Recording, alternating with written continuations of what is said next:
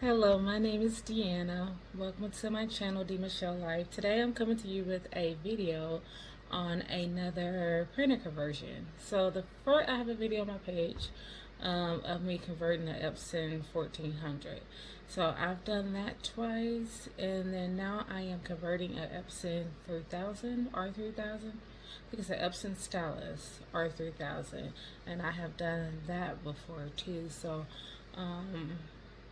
I decided my print head had went out on my 1400, and I had supplies from my other R3000 printer. So I decided I would just try out a printer off eBay that was parts of repair. And so this is just showing you that you can get a DTF printer for the low. You don't have to go and buy a $3,000 printer, especially when you're unsure about the process or if that's what you want to do, especially because of the maintenance. So I'm just gonna, it's not a tutorial. Don't think it's a tutorial. It's not a teach you how to convert, because it would be very long if I showed you that way and explained it step by step. But it just gives you the gist of what it takes to convert one of these printers over there. So yeah, just if you want to see how I convert it, just stay tuned. Oh, first, like and subscribe to my channel. I'm really trying to stay consistent with this, but it's been a long time since I've uploaded a video. Just not very, I don't know, motivated when it comes to interaction. But yeah, please like and subscribe to my channel and just stay tuned. Okay, so this is the listing off of eBay for the R3000. It's showing 210. Buy it now, or you can put in an offer. The only thing he was saying was wrong with this was the tray would not go in and the ink was out, so he could not test it, didn't know if it worked or anything. So what I look at when I'm buying a printer is original ink cartridges. I make sure my printer has not been used for DTF or sublimation. So you can see on here I offered $150 and he accepted, and so I got it to me for $163. And yeah, the shipping was fast on his part, but it was a lot of delays from I think it was FedEx. Anywho, package here. He did a splendid job of packaging. I mean, like, I have faith in him just from the packaging.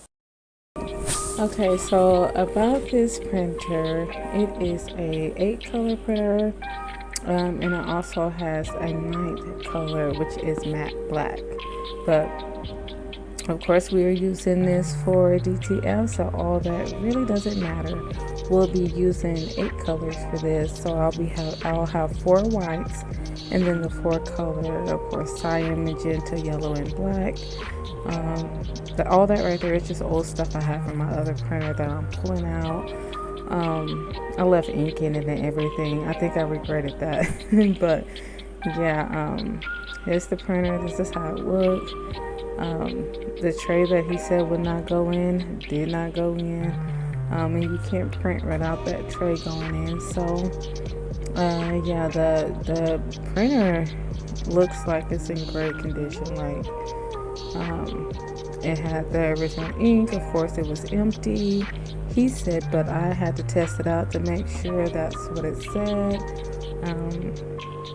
After I got the cartridges in there, and then when it showed that it was out of ink, I replaced them with my cartridges just to make sure that it worked. Now, when I replaced it with my cartridges, I did not fill them. I just wanted to see what it registered my cartridges and to see what the print head cleaning or the nozzle check looked like. So yeah.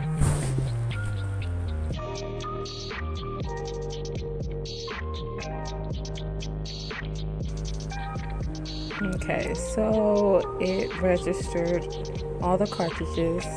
So now I'm just going in there to do a nozzle check just to see what that looks like. And as you can see, that tray that he put in that description is not staying in. I had to hold it down to try to get it to print, and so I had to, I was jamming, I was ramming that thing, and it just would not stay up. So I just held it in place just to see what the nozzle check pattern looked like, and yeah, it looked a mess, but I didn't panic, not quite yet. I decided to go for a lighter cleanse on the print head, and that involves just spraying Windex. I use fabric. I use polyester fabric. That seemed to 100% like the scuba knit. I use my scraps. I put Windex on it and I put it underneath the print head. It seemed to absorb more, and with those paper towels, they like to get too soaked and ripped, and I'm scared I'll leave pieces underneath my print head. So I just use polyester scraps. And I'm also using a syringe to manually cleanse the nozzle. I have a mix of Windex and alcohol in there. Now this here, you see the tray. Finally went in, I was able to go and pull those pieces out. The piece above it was what was making it stop. The rollers is what I was going to take out anyways. So I just carefully took those out, and now it holds up just fine. This is my old printer, the 1400 that I converted, that needed a print head. It was just cheaper just to try out another printer instead of buying a print head. And like I said, the R3000, the one that I'm converting now,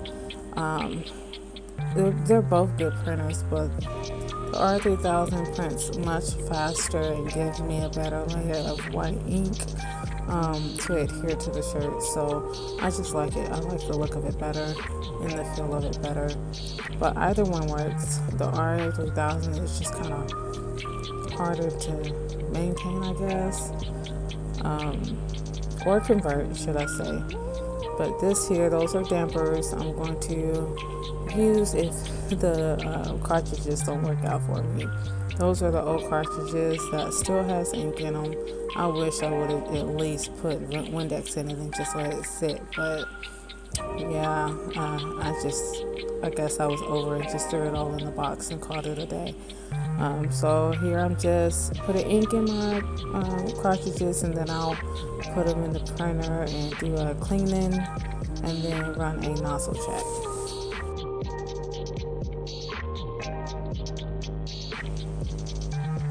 Okay, so when you fill your cartridges, make sure you prime them.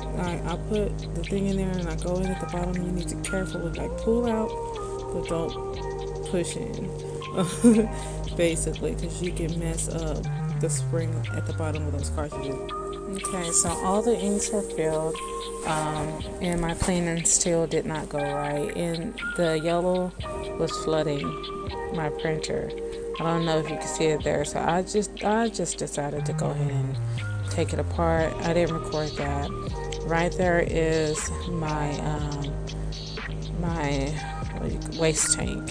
So I'm doing that. Go ahead and do the external waste tank. I was going to be lazy with that too, but it needs to be done. When your ink is doing a cleaning cycle, the ink is just going to the back of the printer on waste pads, and eventually you'll get an error saying that your waste pads are full to contact EPSON, and basically at that point it's trash, but it's not. You can go online and buy a reset wick and then set that up to external tank. I think the wick is like $7, but you can reset that and just have all the ink going into a bottle, and that's what I'm doing there. That printer has two little hoses. The other printer that I converted only had one.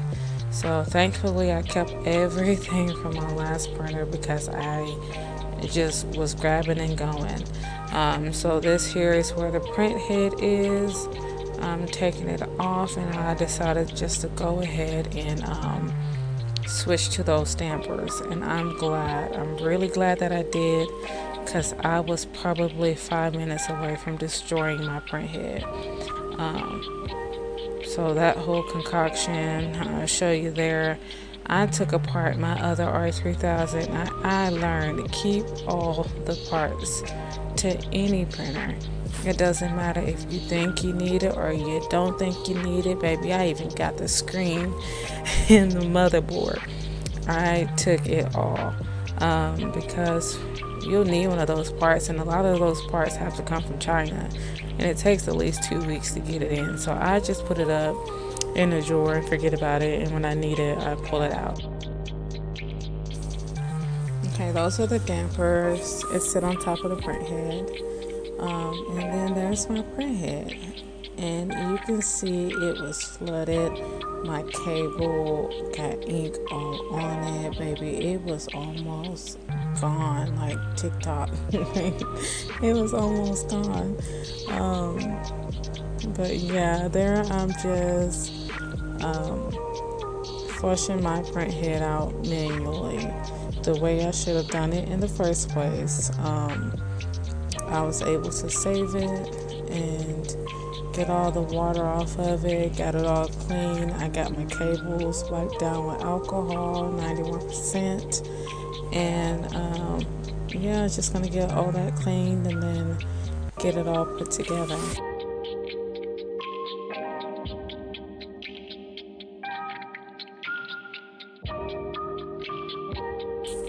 Oh, and by the way, yes, I did sit my print head in alcohol and Windex for about 10 minutes before I started flushing, just to make sure that a lot of that ink came out, because it was really clogged. And you want to be sure, if you sit your print head in the solution, you make sure those the electronic elements or whatever, all that right there is not in there. And I was scared that I kind of wasted some ink on it, so I kept trying to pat it dry, and then I just let it sit for at least 2-3 hours.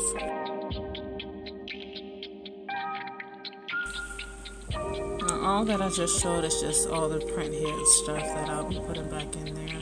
And then this is the dampers. I'm just showing you how it's going to sit on the print head. It's just gonna sit just like that. There's 4 sets of 2, so that makes 8. And now connected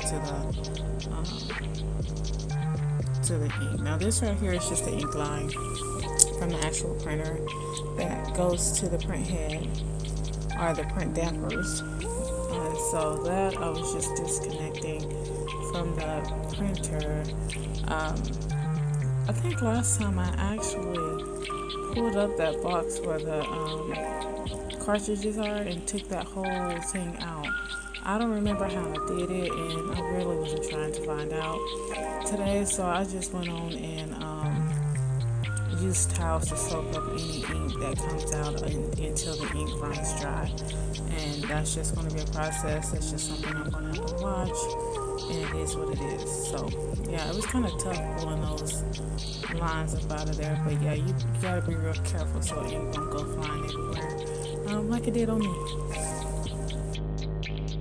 Also, while I'm still struggling with those ink lines, I'm gonna tell you, if you don't know how to use a screwdriver or take apart things and put it back together, you don't have no business trying this after you finish watching this video. Now, if you just want to try it with the faith that you will fail the first time, it'll be great when you succeed. I'm just saying, this right here, I messed up several printers before I got it right. So don't go trying if you have never done anything like this before.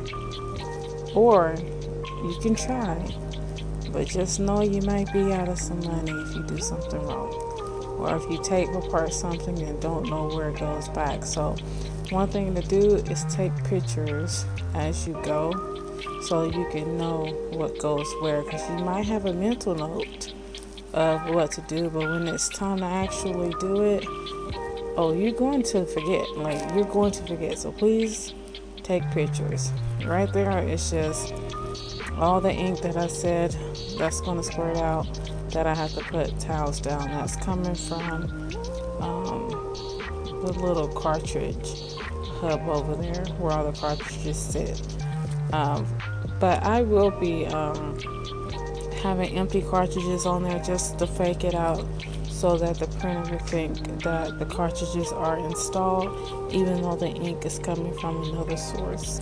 So I put the printer all the way back together. In my mind, I was thinking, before I put the ink dampers and the ink head, the print head back on here, I need to make sure that it turns on and everything works and blah blah blah. And I wasted my time, and now I'm wasting you guys' time watching me put this top on when I really didn't have to. I'll be printing with the top off, because there's no way to have the top on and have those ink, the dampers connected with the ink lines coming out. There's no way to do that with the top on, so I'll be printing with the top off. So right there, I'm just like, it took me a great deal of time to do that too, just to realize that I didn't need it anyways.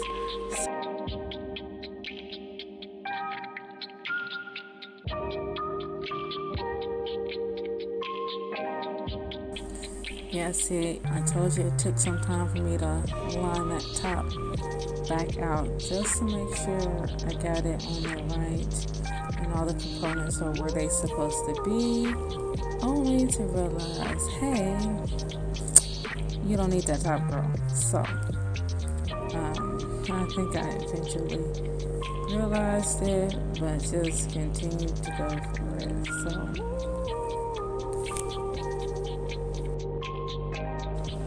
well, as I continue to waste my time in this video, let's talk about the cost of this printer. So you saw that I got this off of eBay for a total of $163. If I wanted to buy this printer new, it would cost me around $1,000, and you can't buy it in stores because it's discontinued, but people sell it on eBay and other selling outlets. And so there is one on eBay right now for about $1,900, and then there's one for $1,200. There's one for $800. So for me to get this printer for the low and be able to convert it to my liking is a win.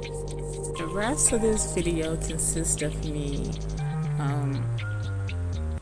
putting the cartridges back in there, refilling my ink, or switching over the dampers.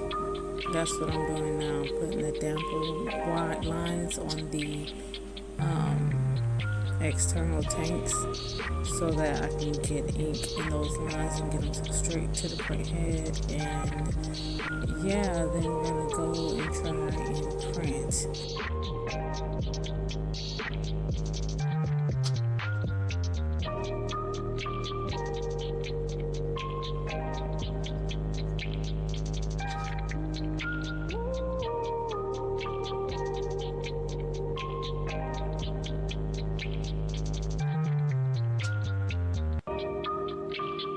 Okay, so it's all done, it's all set up, it's all ready to print.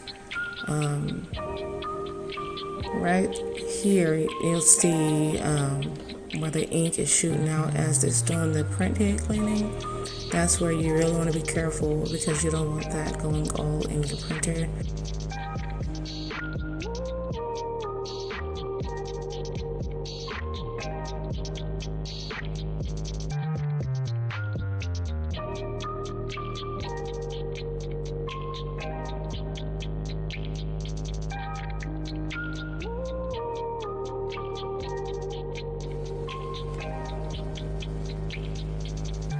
Here is where the ink comes out from the waste pads, where I connected the hoses so that the ink will not go to the back of the printer. It'll come out the printer and goes right into that bottle.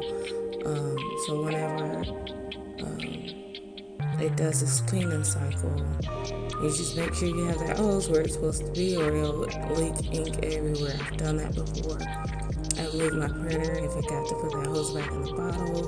Did a cleaning and had ink all over my floor and all over my cutters. So make sure you wash that line and make sure it's connected or in the bottle at all times. So all my cartridges are in here to make it seem like I have cartridges installed so that it will print. That little tab right there shows that the top is shut and it will not print unless that is pushed down to make it seem like the top is on there. And now we got our print, and Deanna, you knew better. You knew better. You knew better. So here you want to make sure that is completely, see those rollers? You got to make sure you have something to catch that film so that it doesn't drop. Once it drops, it smears. It messes up your whole print. So that little sublimation box that I had was not high enough to catch that film. So make sure you get that all the way lined up so that I can exit out of the printer straight and not ruin your print. And yeah, voila. It is all done. It is all good. I just got me another DTF printer for $163. Thanks for watching. Please like and subscribe to my channel.